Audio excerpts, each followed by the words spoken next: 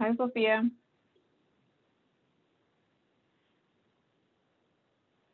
Can you hear me?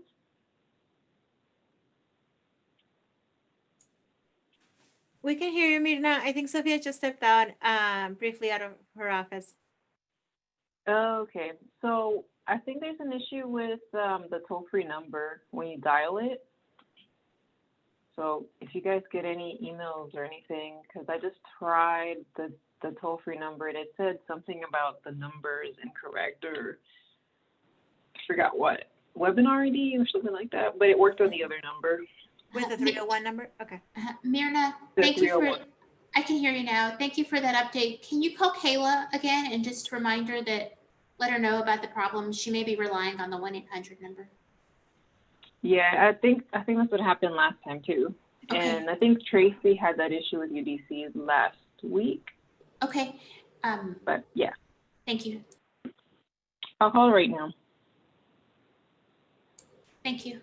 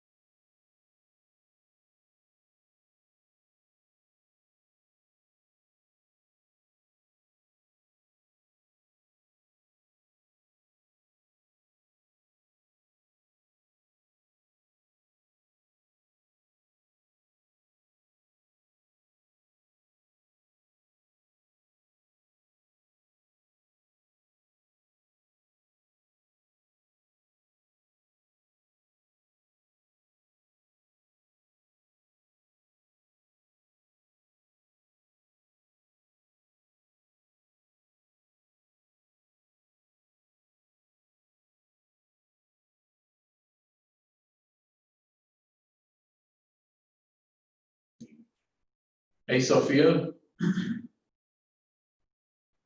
Hey, Lua. Okay, I just want to make sure that our microphone was working and you could hear us okay. You're A-okay. Thanks for checking. I appreciate that.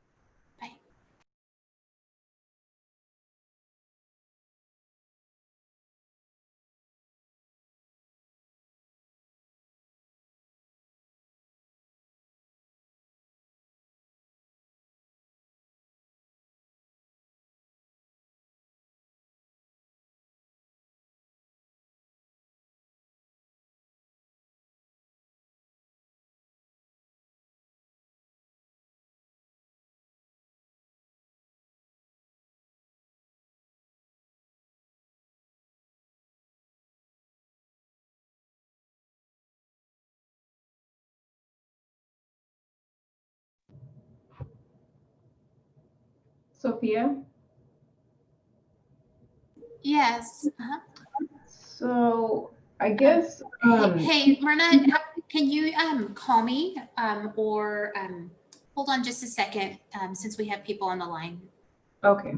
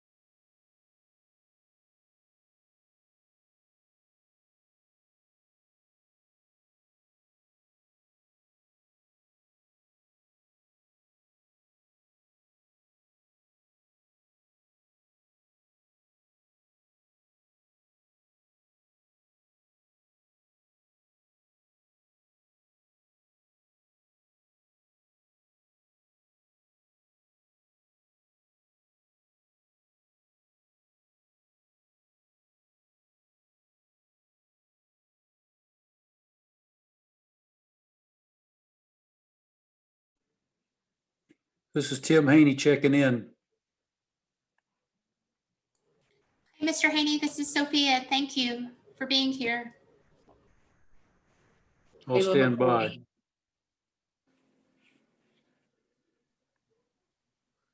Kayla McCord too.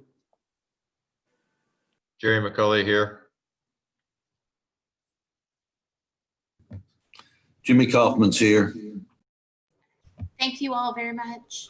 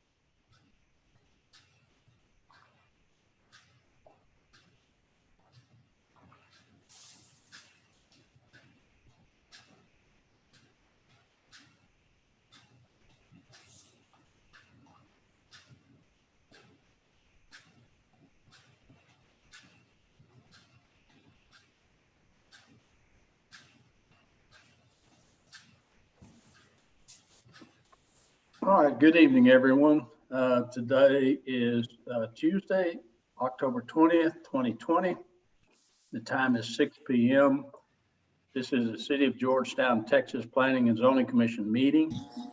At this time, I'm asking Myrna Garcia, our staff liaison, to please call the roll so we can officially establish which commissioners are in attendance.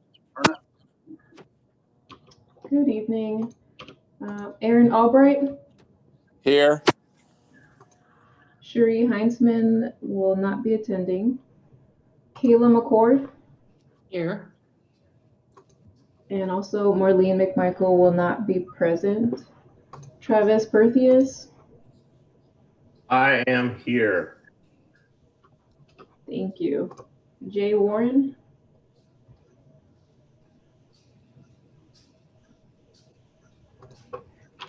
Ursula Brashear, Here. James Kaufman, Here. Alex Fuller,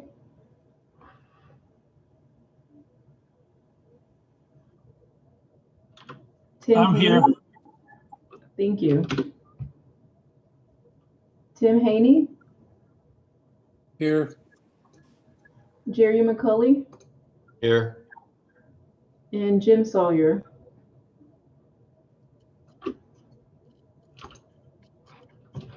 Okay, Jay Warren has checked in. Do you have him? Yes, sir. Okay, thank you. All right, so we do have a quorum. I will now call the meeting to order and welcome everyone to this regularly scheduled P&Z Commission meeting.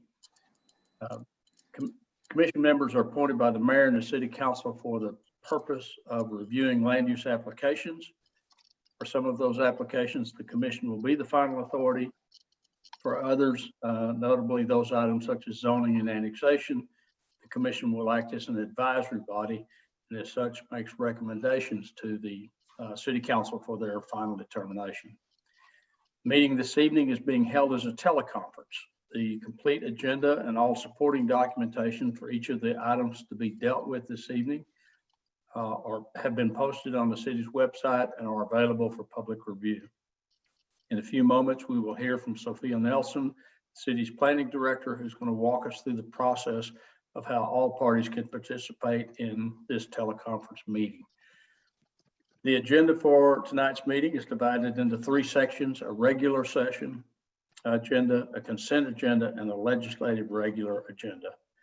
As to the consent agenda, any items that the director considers are routine and non-controversial, or any items that don't require a public hearing are grouped together and can be decided on by a single motion. That being said, any items on the consent agenda can be moved to the legislative regular agenda for a full presentation and discussion by the commission, either by a commissioner or members of the public.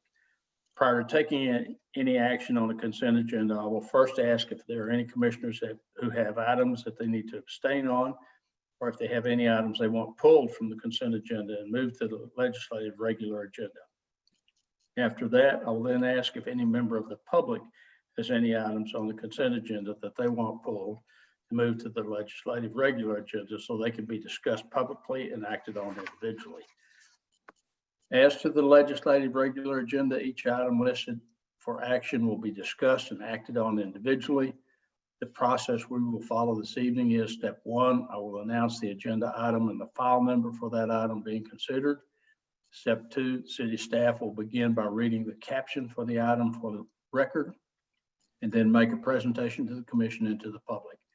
At the conclusion of the staff presentation, the commission will then have an opportunity to ask questions of staff regarding the item.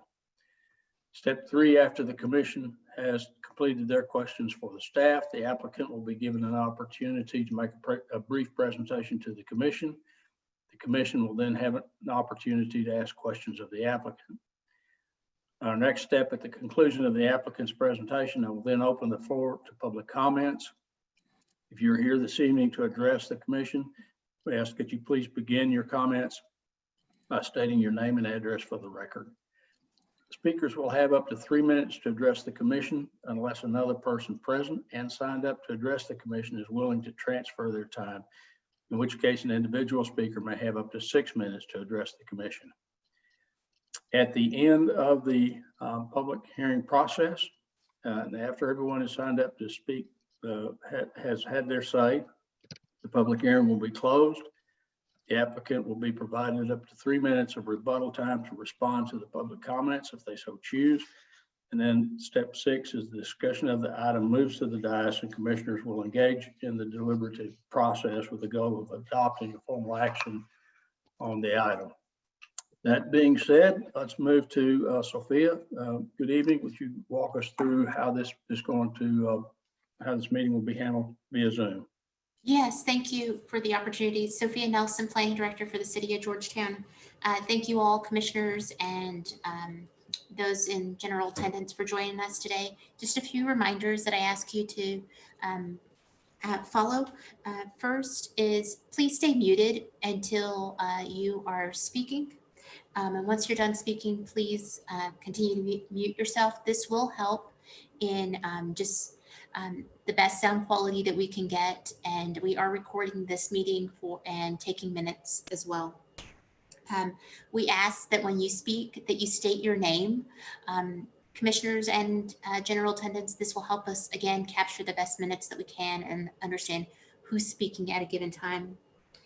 When speaking on a public comment item, there's 3 ways that you can participate. One is by raising your hand, using the raise the hand function.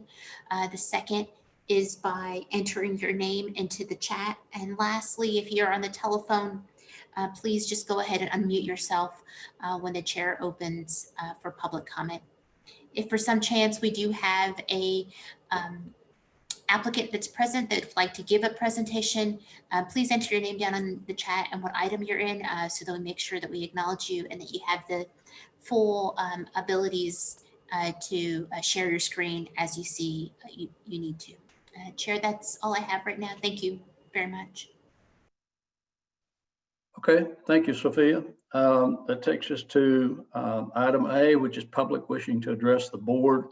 The city has, as a standard practice, has created a a system through which anybody who would like to address the commission on any item has the opportunity to do so. We ask that you reach out to our board liaison at least a week before the meeting that you would like to address the board, and coordinate with them to get your agenda item posted correctly so you can address the board. At this time, no person has signed up to address the board, so we will move to the consent agenda. As I said earlier, the consent agenda consists of all the items that are non-controversial and routine that can be acted on in a single vote. However, we have an opportunity to address individual items on the agenda, and let's start with, first of all, commissioners.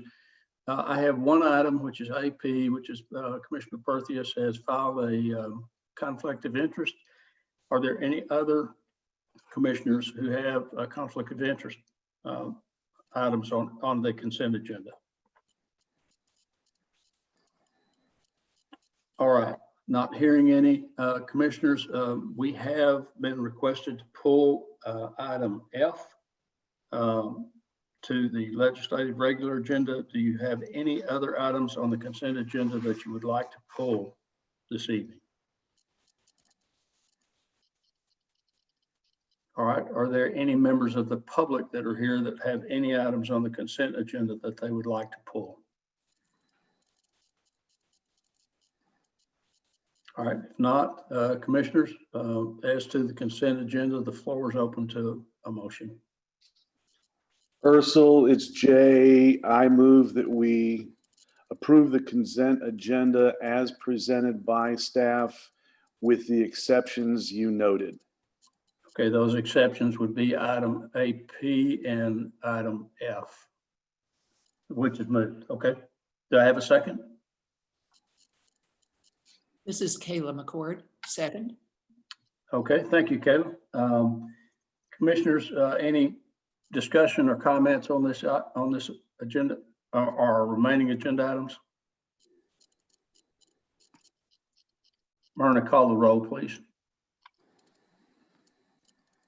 Aaron Albright, Yes. Kayla McCord, Yes. Travis Perthius, Yes. Jay Warren, Yes, ma'am. Ursula Brashear. Yes. So the motion carries 5-0 with Commissioners Heinzman and McMichael absent. That takes us to item F, and this is an item that's been moved at the request of staff to the legislative regular agenda. This is file number 2020-16-FP, and this is Ethan. It's yours.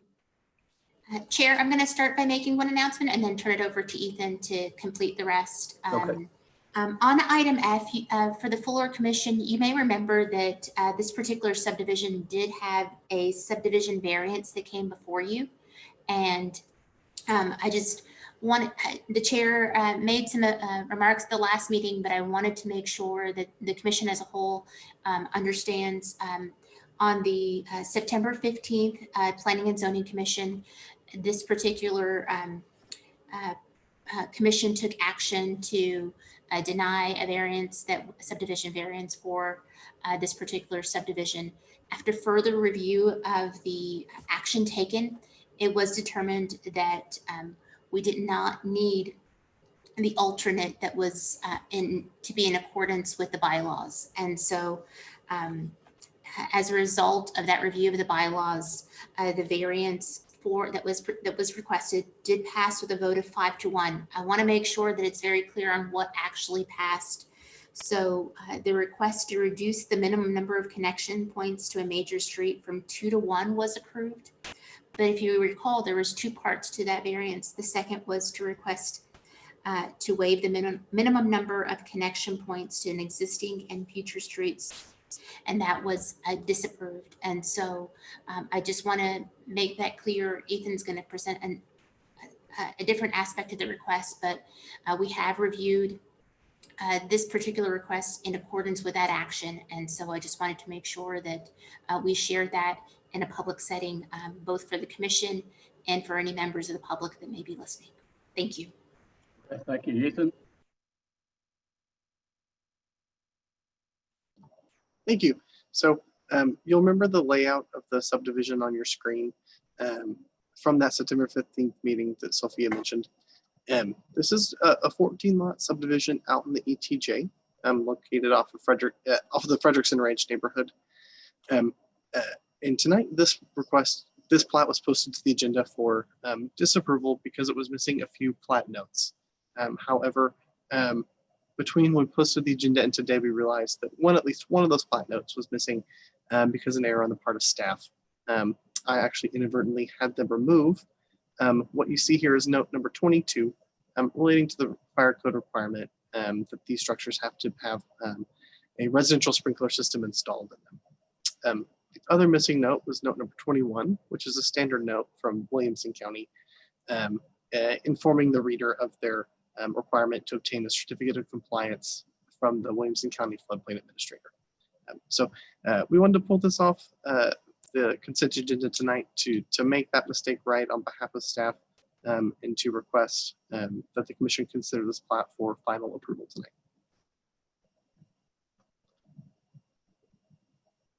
Okay, commissioners, any questions for staff?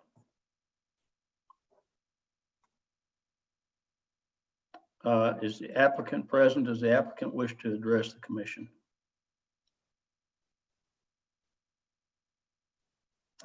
Hearing or seeing, we do have this is a public hearing, so at this point I will open the public hearing. Do we have anyone who has signed up to speak on this item?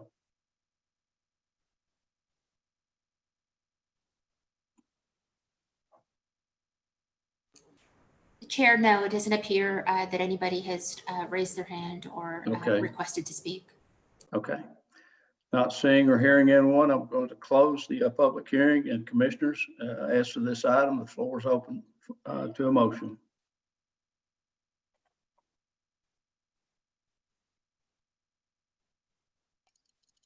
It's Jay Ursel. I move that we disapprove as presented by staff. I think staff has changed their recommendation to approval. Okay, then I misread what I was looking at then, so. No, so the process is that when the agenda was prepared, the staff had a recommendation posted for disapproval because the application did not comply. And what Ethan is saying that the application actually had complied, and that this is a staff error, as I interpret it, that the actual motion recommendation should have been to recommend approval. Am I saying that correctly, Ethan? So the motion. Okay, so the applicant has put together an application that does meet approval. It does meet all of our, yes. Okay. Well, then I will motion that we approve it as presented by staff. Okay, thank you. Do I have a second? This is Commissioner Albright. I second the motion. Okay, thank you. So we have a motion to approve the subdivision plat as presented by staff. Any discussion? Myrna, call the roll, please.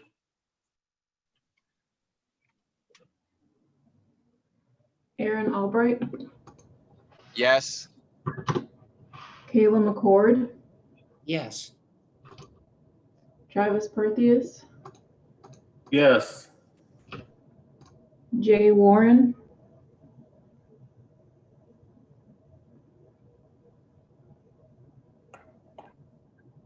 Jay, Ma'am.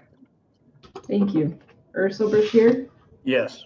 The motion carries 5-0 with Commissioners Heinzman and McMichael absent. That takes us to our second item on our legislative regular agenda, which is item AZ. This is file number 2020-8-WAV. Ethan.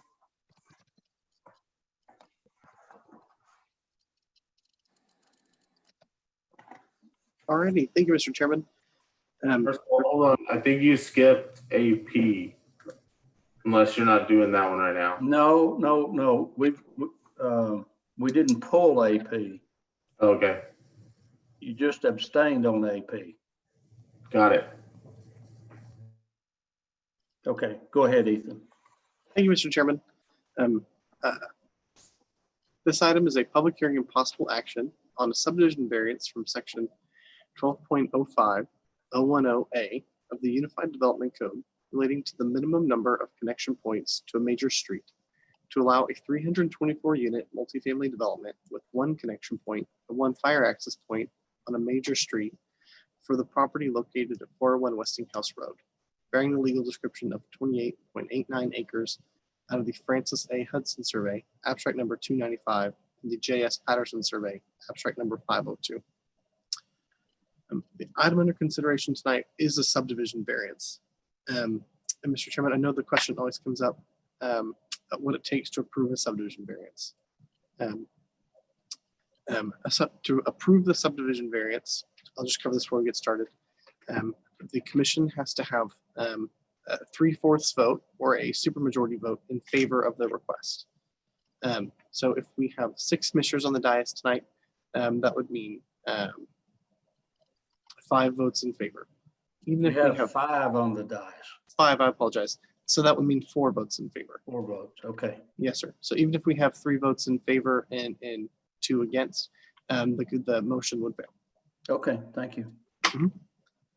All right, so the property we're going to be talking tonight is located on Westinghouse Road between I-35 and Rabbit Hill Road.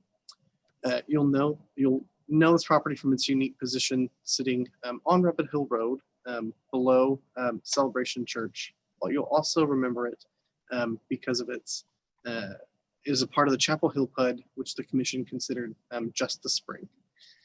Just as a refresher, I'll remind you that this PUD established two zones within it. Up on top of the hill, on the higher portion of the site, you have a multifamily area with a base zoning of NF2, which allows you up to 24 dwelling units an acre.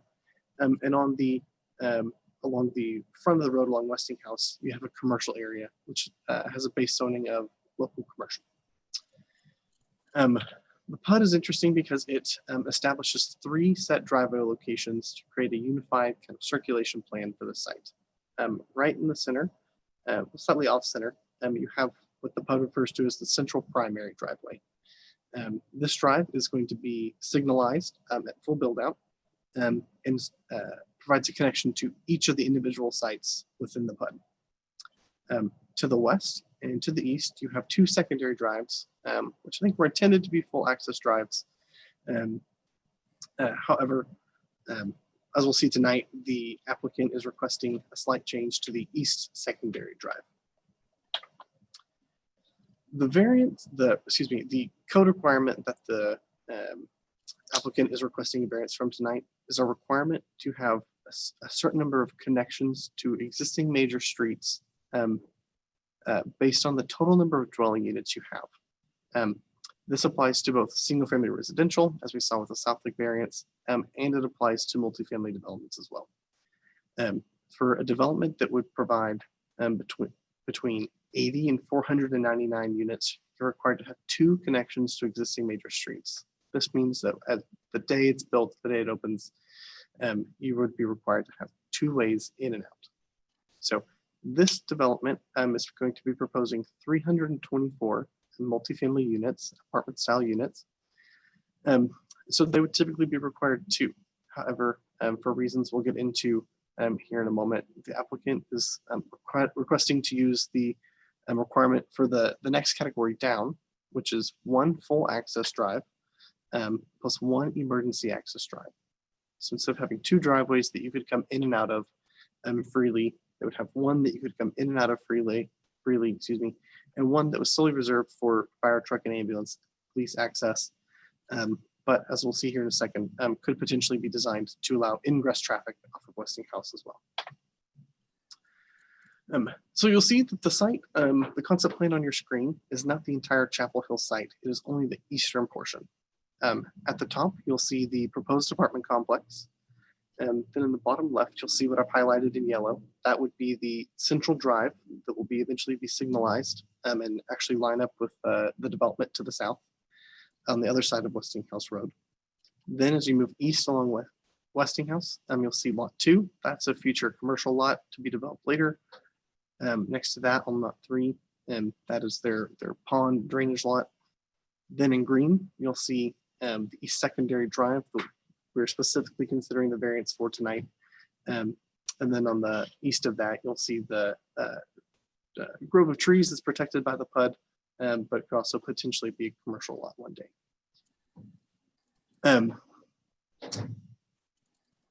It's worth noting out here. Because the site is on the eastern side of the PUD, it really only has direct access to the central drive and the eastern drive. The western drive is on the other side of the PUD under separate ownership. The yellow drive is still proposed to be that full access drive that can provide ingress and egress traffic at that stoplight.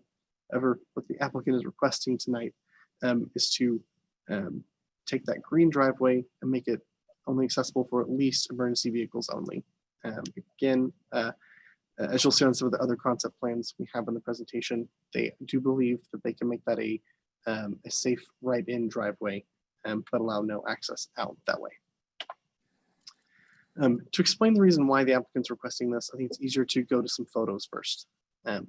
So if we were out on Westinghouse Road, standing in the place where this proposed eastern driveway would be, and we looked to the west towards I-35, you'd see that you can see for forever. You can almost see to I-35. You really have no issue seeing traffic that's coming to make a turning movement either left or right.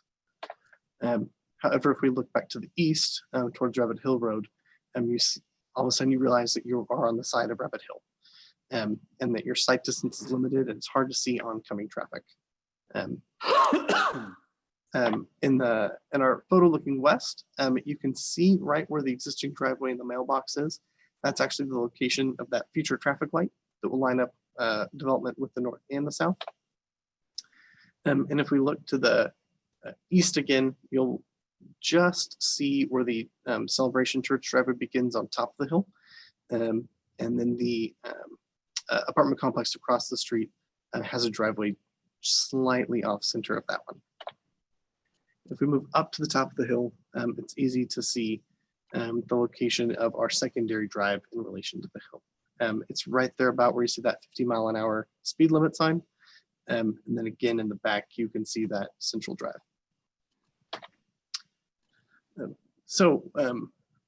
What the applicant's primary reason for this is just that it is really unsafe to create a full access driveway here. And we can look at this driveway in terms of two different types of vehicles. We can look at this in terms of passenger vehicles. We can look at this in terms of combination tractor trailer vehicles. So if you're in a typical passenger vehicle, the way you sit in the vehicle and the amount of and the speed at which you can move, obviously in your smaller vehicle, is different than if you're sitting in a larger vehicle. So if we are in the subject driveway and we are looking to make a turning movement to go east on Westinghouse Road, we have to cross the westbound traffic that is coming down the hill. In this case, we can plan on the vehicle traveling at 50 miles an hour, which is the posted speed limit of Westinghouse Road. Engineering standards would tell you that based on this specific hill, you need about 625 feet of sight distance. In here, the engineering tells us that we can see at least for 640 feet. However, if we consider combination tractor trailer vehicle, such as an 18-wheeler or even a large moving truck, the engineering tells us that we would need about 770 feet of distance for that slower moving, larger vehicle to make that turning movement. But here, because of the way they sit in the vehicle, they only have about 599. We did explore some options with the applicant about first just signing the driveway. Is it possible to just put a sign up that says no trucks, no whatever type of vehicle we needed to. And it eventually was determined with our engineering staff that that was too risky, that did not manage the risk well, and so created an unsafe situation. Then we took into account, well, is there any way that we can shift the location on the site? And what we found was that If you shift it either to the east or to the west, you end up creating other intersection spacing issues with that central drive or with the driveway for the Celebration Church. Plus, you start running into other site features like the detention pond on lot 3 or that protected tree grove on lot 4. In addition to the intersection spacing requirements that you would cause conflicts with if you moved it to the east or to the west, if you move it further to the east, you're moving it further up the hill and then further reducing your site distance before you get to the crest of the hill. We did review this request against those 5 approval criteria that we are required to consider for subdivision variance. I found that it fully complied with 3 of them and partially complied with 1. First criteria is about the public health, safety, and welfare, and really in general, we found that strict enforcement of the requirement to have those 2 full access points on this property really does just create an unsafe situation and a hazard for folks traveling along Westinghouse Road. The second one, the second criteria is about compliance with our comprehensive plan. Our comprehensive plan does speak to this through the future land use plan and its designation as a regional center. And in those regional centers, it does promote, a comprehensive plan that addresses design and circulation within a site that this Chapel Hill PUD provides. And we did not find that, simply restricting the users of this driveway would conflict with that plan or the comprehensive plan in general. The third criteria was about whether or not there are similar conditions that apply to other property in the vicinity. And it's very interesting because there are other properties in the vicinity, but they all have slightly different driveway locations and slightly different locations on the hill. This property seems to kind of be in the sweet spot where the hill is really an issue. If you take properties on the other side of Westinghouse Road, as they make an eastern movement out of a driveway, they're not turning across traffic, they're turning into the traffic traveling up the hill, and they don't have to deal with traffic coming down the hill. This property seems to be right in the sweet spot, kind of in the middle of the hill on the north side.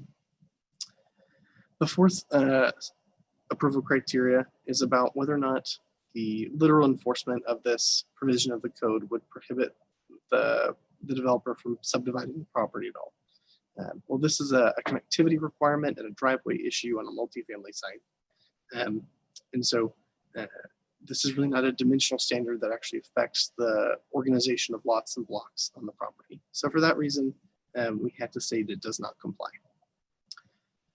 The last requirement is where we found that there could be reasons to say that this request does comply with the approval criteria, but also areas where we could say it does not apply with the approval criteria. In some ways, literal enforcement of this provision of the code does create a hardship because by fixing one safety issue and shifting the driveway on one way on the site or the other way, just creates another safety issue, either being too close to the proposed traffic light, too far up the hill, and it just creates more problems. There's no way to adequately really address this requirement with the frontage they have on the property they have. However, in some ways this is not a hardship because although the options are not specifically feasible today as property ownership boundaries sit today, could be possible to eventually create another connection over to the western drive and then build that drive before expected, or it could be could be feasible to talk to the adjacent property owner, Celebration Church, and plan to share their driveway. The applicant has demonstrated to us that they have considered these routes and they're not feasible today because they don't control those properties. However, they could be possible in the future. We did receive 4 comments in favor of this request. They were all from adjacent property owners and developers who are relying on this site to help make their properties feasible as well. So in summary, this is a subdivision variance to allow a 324 unit multifamily complex with one full access connection point and one emergency access point only. I will also remind you, it will take the supermajority to approve the request, but as you make your motion, and we also need to be sure and reference those 4 criteria that you feel the request meets. I am here for questions as well as the applicant and their engineering team. We also have some other exhibits that was sent to the commission earlier today about the topography of Westinghouse Road, if y'all want to take a look at those together. Okay, thank you, Ethan. So let me see if I can summarize this. We have a PUD that has identified 3 locations for a driveway. We're not taking away any of the locations of the driveways. We're only taking the east location and saying rather than that be a full service location, we want to consider turning that into a single service, which is an entry only, not an exit from the property. Is that correct? Yes, sir, that's correct. Okay. So I did ask you for the topo, and I did that on purpose after driving out there. And I'm looking at just the ground elevation. I'm not saying this is the road elevation, but the ground elevation. I'm concerned about that westbound traffic coming over that hill.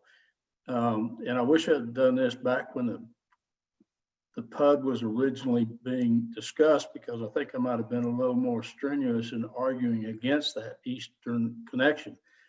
That's a tight window for traffic moving at 50 miles an hour, and that from Rabbit Hill Road at street elevation is like 900 or 890, 892, or 900, I'm sorry, feet. By the time it gets to that east driveway, I mean, we've lost 32, 34 feet in elevation. That's a pretty steep downhill drop. So I want to be sure that we still have the opportunity for the west driveway to be built at some point in the future as the rest of that property develops. And what we're doing tonight is just to change the nature. If we were to agree to this, it's just to change the nature of that third driveway from a full service, or of that road connection from a full service to an entry only. Yes, sir. So in working with the applicant reviewing this request, one of the things we really wanted to make sure of was that if we did consider this request for the east driveway, that the central driveway with the light and both the western driveway would still be completely feasible in the future. So, and they've done the engineering and demonstrated to us that they're still able to be built. So what's the timing on the light at the central driveway? The applicant's transportation engineers here, and they can speak more to it, but they did share with me that the delay increases from 6.3 seconds to 6.6 seconds. For the light? Yes. Okay. Okay. Commissioners, other questions for staff? Any other commissioners? This is Kayla McCord. I do have a question. For one thing, I want to be absolutely sure that I understand the variance request as presented. The way I'm reading it is that it is one full access driveway and one fire access only driveway, which is a little different from a one-way ingress. And yes, I will make sure I understand exactly what the condition is as presented. Yes, ma'am. So in working with the applicant, they really wanted to express that while it was not safe for vehicles to exit this driveway, it was still safe for vehicles to enter the driveway. And so in helping them frame their request into something that was kosher with the UEC, but it was also easy to consider, we chose to frame it as a request for the bare minimum that could be required here. the one full access plus the one emergency access. But the applicant does want to know, and staff also wants to share with the commission, that in consulting with both their engineer and our fire marshal's office, that it would be appropriate and it is feasible to build the driveway to allow ingress traffic. So what they're asking for here is the bare minimum. The base of what they need to make the development happen, but they are willing to kind of tag on that ingress traffic option. Okay, so that means that if the commission votes to approve the variance, that it is optional to provide ingress for residential or other normal traffic. Is that correct? Yes, ma'am. If you approve the request as presented, that would be correct, but you can approve the request conditionally upon the provision of that ingress traffic. Okay, so if we don't want to approve it with the ingress, then we would have to attach the condition that specifies that. Is that correct? Yes, ma'am. Yes, ma'am. Okay. My one other question, and our chairman already addressed it a little bit, but based on the fact that the eastern portion of the PUD has obviously direct access to the central driveway, the primary central driveway, it can be assumed, can it not, that when the western portion does develop, that there will be access from that side to the central driveway. So, and therefore there would be indirect access between each of the two areas in the MF development at some point in the future when the western portion is developed. Yes, ma'am, that is correct. So if there were a big grass fire or something along that line, then ultimately, once the development is complete, there will be access from 2 points from either side. Yes, ma'am. When the PUD is fully built out, there should be two ways out. If only indirect. Okay, yes. Thank you so much. Mm-hmm. Any other commissioners with questions for staff? Yeah, this is correct. Go ahead.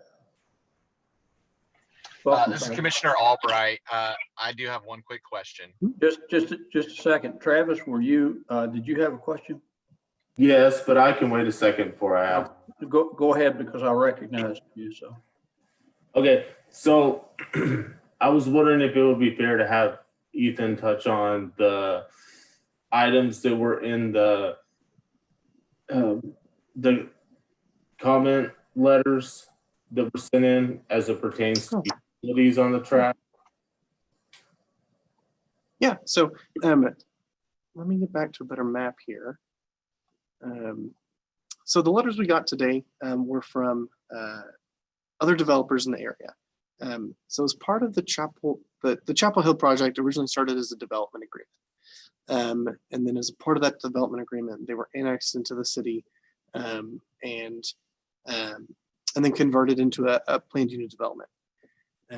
This was kind of this project was interesting at the time it was proposed because there was not really utility access to this part of town. So because these are the first kind of boots on the ground, if you will, they're constructing a water line around the Celebration Church property that will, a wastewater line that will serve the property from the north. But they're also constructing a wastewater line coming up from the south that will eventually serve the Summit at Westinghouse PUD, the Whitney Crossing PUD, and a few other developments down there along the Maze extension corridor. So this is kind of a key piece, key development here because it's bringing that wastewater capacity to the area.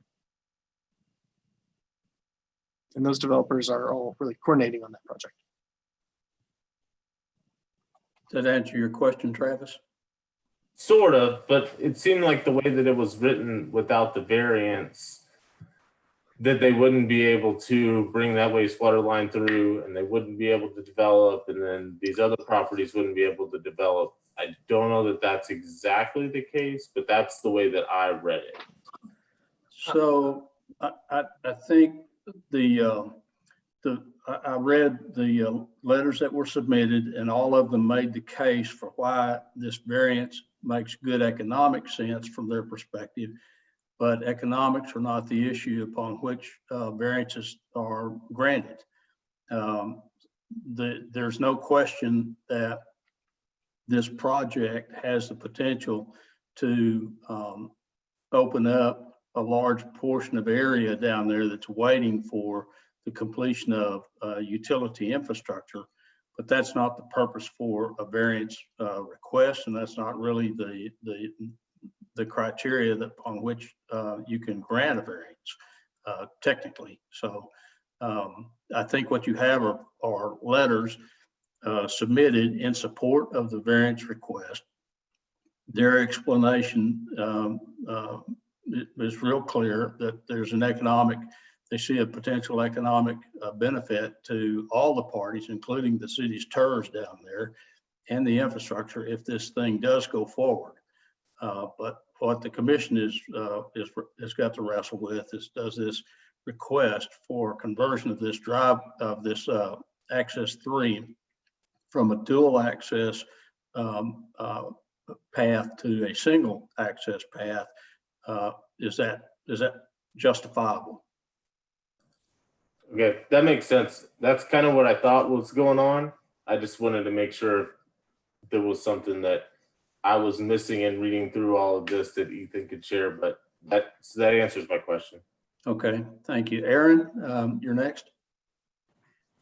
My question's pretty simple. I just wanted to understand the difference between a drive aisle that allows one-way access and a drive aisle that is only designated for emergency access. Is it just signage that's the true difference between those two? In talking with our fire department, it is signage and the equipment that's installed. So if this was a completely fire access only, no ingress, no egress for for everyday vehicles, they would have a Knox box or some other form of equipment on the gate that wouldn't allow it to open unless you have the specific, sirens and lights that emergency vehicle carries that could be opened. So that gate would be required to be locked and shut at all times, except when a fire truck, an ambulance, police vehicle needed to enter the complex. In talking with our fire marshal and the engineer, the equipment installed on the gate can be created in such a way that can be installed in such a way that it doesn't allow folks on the top of the hill to get down, but it still lets people who came up the driveway to get in, and still responds to emergency vehicles and lights and sirens, all that.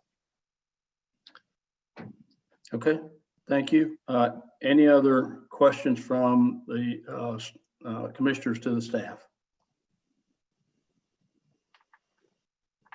All right, is the applicant present, and does the applicant have a presentation they would like to make?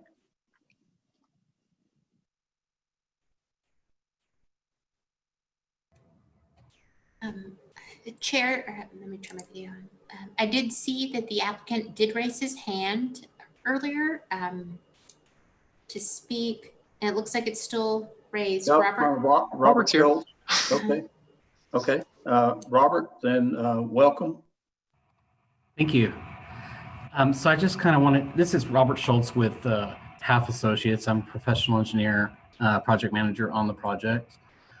Just kind of want to make a short presentation on the overall project. Thank you, Ethan, for doing a wonderful job on explaining all of this.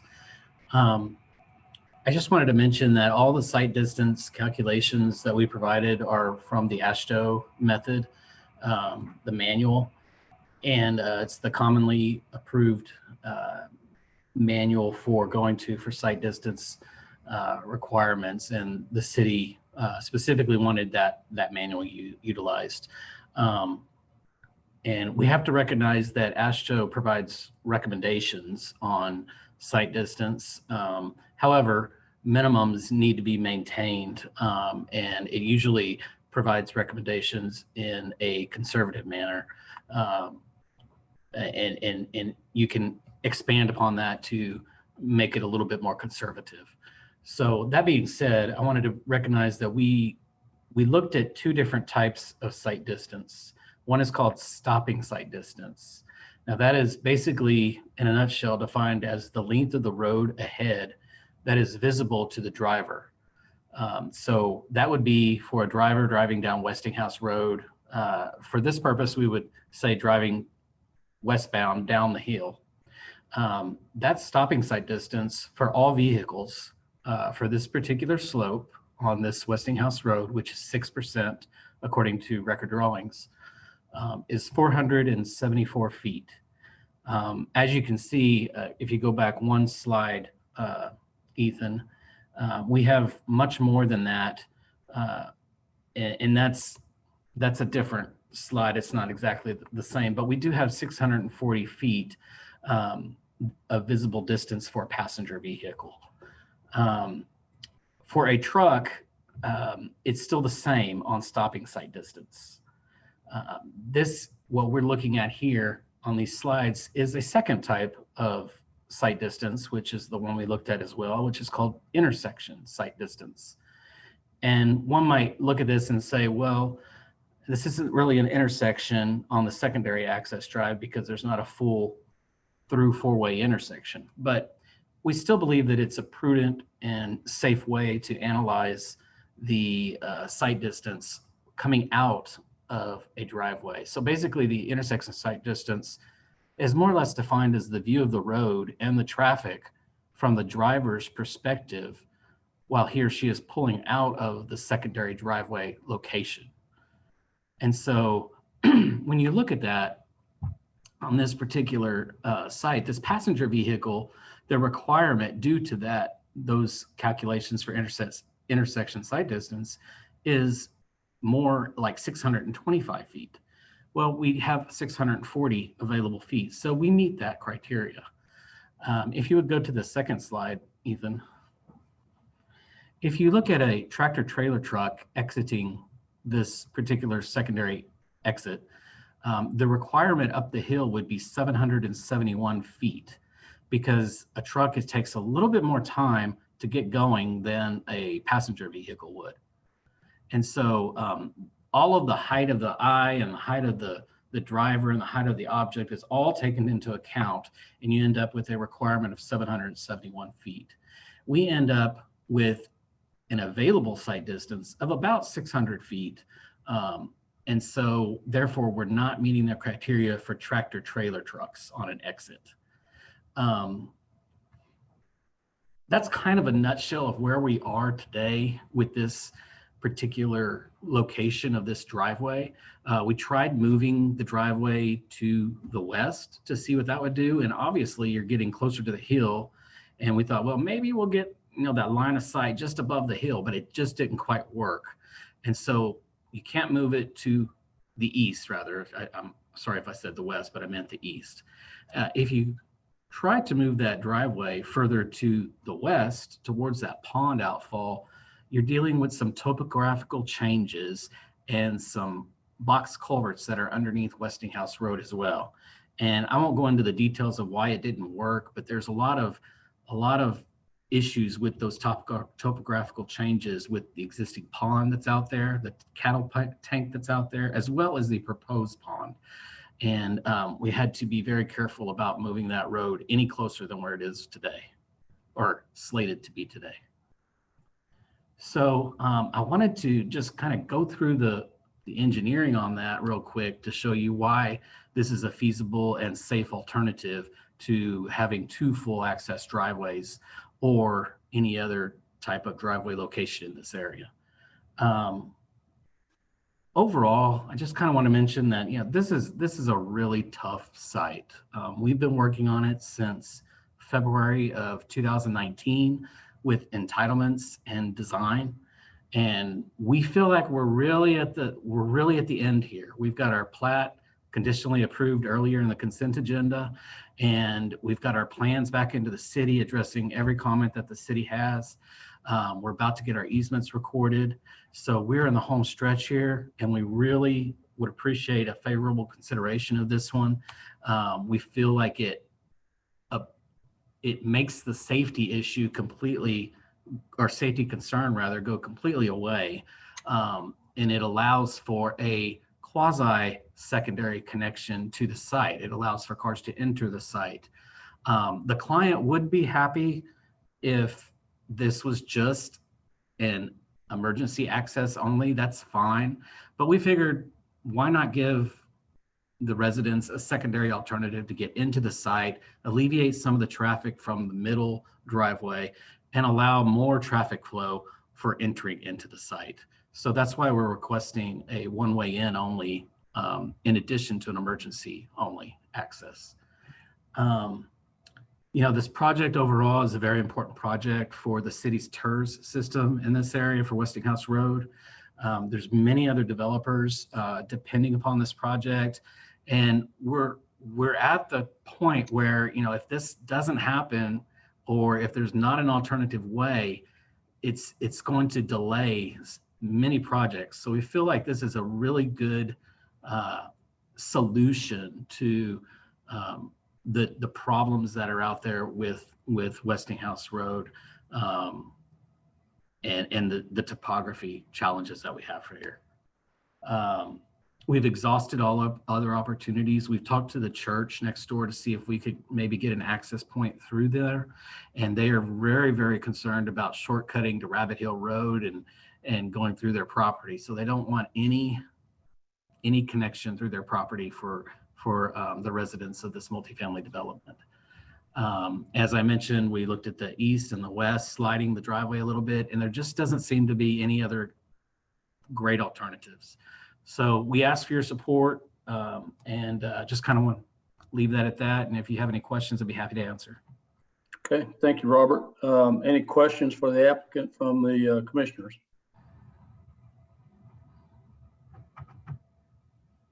I do have one, Robert, and can you tell me what the timing is on the installation of the signal light at the center drive? Yes, sir. We are looking for, it's slated to be at the next development. So if phase 2 of this multifamily development or another buyer comes in and works on the northwest corner of the property with multifamily, that would trigger a signal. If a large commercial development came in, it'd have to be looked at from a traffic standpoint. We'd have to do another traffic impact analysis to find out if that triggers the amount of traffic.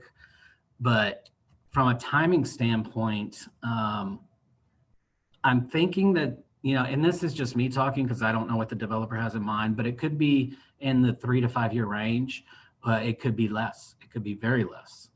So it just depends on market. It depends upon what gets developed next and who's. Short answer is you don't know. That's okay, and that's perfectly fine. Okay. It is, but if the second phase of multifamily comes in, it will trigger. That's fine. That's fine. Okay, thank you. All right. Any other questions from commissioners? If not, this is a public hearing. I'm going to open the public hearing. I don't see any hands raised, Sophia, on Zoom. Do you have anyone who has signed up to speak? No, sir, I do not. Okay, if there are any members of the public that are here that want to speak to this issue, now is the time to do so. Not hearing anyone, I'm going to close the public hearing. And commissioners, moves to the dais. The floor is open to a motion. Ursula, it's Jay. Yes, sir. And I move that we approve the variance as presented by staff. You're going to need to cite at least 4 of the 5 approval criteria as part of your motion. Do that. It complies with granting of the variance will not be detrimental to the public health, safety, or welfare, or injurious to other property in the area or the city in administering this code. That granting the variance would not substantially conflict with the comprehensive plan and the purposes of this code. That the conditions that create the need for the variance do not generally apply to other property in the vicinity. And liberal enforcement of these regulations would result in an unnecessary hardship. Okay, so I have a motion to approve the requested variance with conditions 1, 2, 3, and 5 as complying. Do I have a second? This is Kayla McCord, second. Okay, any discussion? Myrna, call the roll, please. Aaron Albright, Yes. Kayla McCord, Yes. Travis Perthius, Yes. Jay Warren, Yes, ma'am. Ursula Brashear. Yes. So the motion carries 5-0. Okay, that takes us to our next agenda item, which is item BA. Sophia, we'll start with you. Thank you. Commissioners, thank you again for being at the meeting today and being patient with us as we work through technology. We were made aware that there have been some challenges with the 1-800 number that is associated with our call-in function. That's an issue that Zoom is working through for us. But we are publishing 2 phone numbers for those that may use that. So if the 1-800 number is not working for you, please utilize the second number. And as always, if you're having trouble, please reach out to Myrna and she will help connect you with the help that we need to get you in order to be in this meeting. The second announcement I have is before your next meeting on October 29th, Ethan will be celebrating his 2-year anniversary with the City of Georgetown Planning Department. You know, working in communities like this that are fast growing, in 2 years, you likely get the experience of 2 times that, just by the workload that we get and the exposure that you get to different projects. So Ethan's 2 years here, he has certainly done more than we could have asked him to do, and we are appreciative of the work that he does for us. So Ethan, thank you. And he'll be celebrating that on October 29th. And Chair, that's all I have. Okay. Updates from other boards and commission meetings. GTAB did not have a meeting this month, but the Mobility Committee had a meeting and the Impact Fee Committee had a meeting, and both of those are wading through reams of data, trying to come up with conclusions to bring forward to the City Council.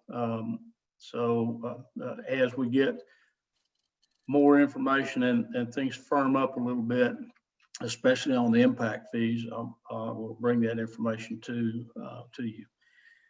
Any alternate members have questions or comments this evening about any of the items on the agenda? Okay, our next meeting is November the 3rd. It's a teleconference. That meeting will be starting at 6:30. Sophia, one quick question for you about that meeting, please. Yes, sir. Is that a fairly lengthy meeting? We do have at least 2, maybe 3 rezonings that I'm thinking of at the moment. So yes, sir, it could be. I'm wondering if it would make any sense to start that meeting just a little bit earlier. I don't know how the rest of the commission would feel about that, but I mean, would folks be available, say if we want to start this at 5:30 instead of starting at 6? Chair, I think one of the only concerns is that we've sent out public notice already for the starting time. Never mind. Okay. I'm sorry. We can't bring keep your in further. pajamas. Okay. All right. That'll work. All right. I need a motion to adjourn. So motioned. Jay? Yes, sir. Second. Need a second, please. Kayla McCord, second. Okay. Thank you, Kayla. Call a roll, please.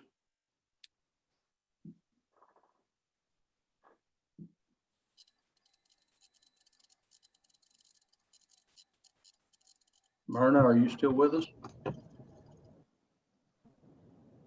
Yes, can you hear me? I can now. Thank you. Aaron Albright, Yes.